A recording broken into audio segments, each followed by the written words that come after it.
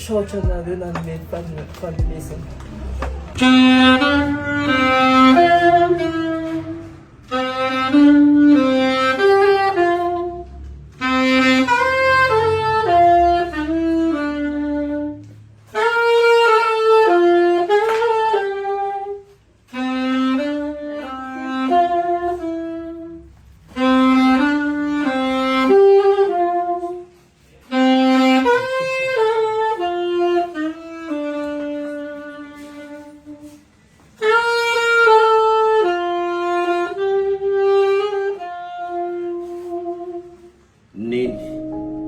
Neny lay tinay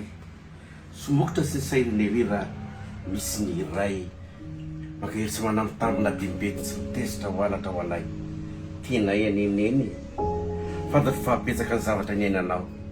saingy mitsikitsiky ianao mampahery anay izahay lay tinao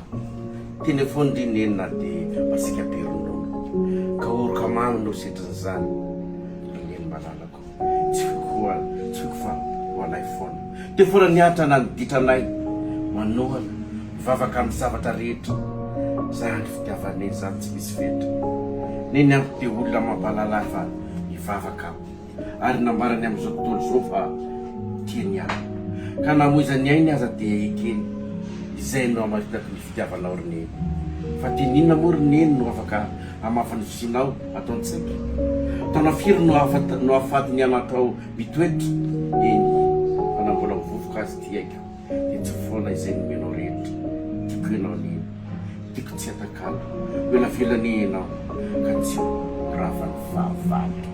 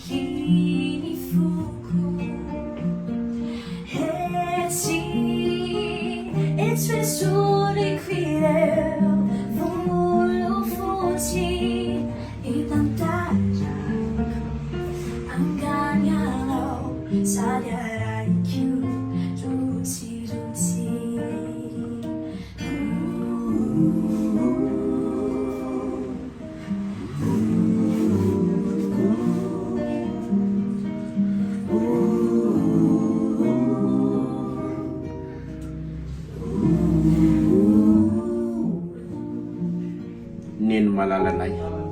andronao androany manao zao surprise zao zay zanakao satria tsy ampianambaranay ny fitiavanay anao neny raha ny fotoana lanatsika isan'andro any ka anio te hisaotranao zay amin'ny fitiavanao te hisaotranao zay amin'ny fiafinao rehetra te hisaotranao zay amin'ny ranomasonao indrindra ny sentisentinao nafenonao anay satria lasa fahasambarana ho an'ny fianakavinao ireny isolo tsikitsiky afaliana ho anao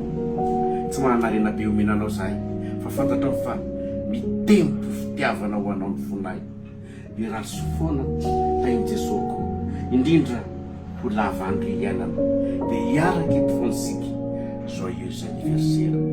neny malalanay neny tinay be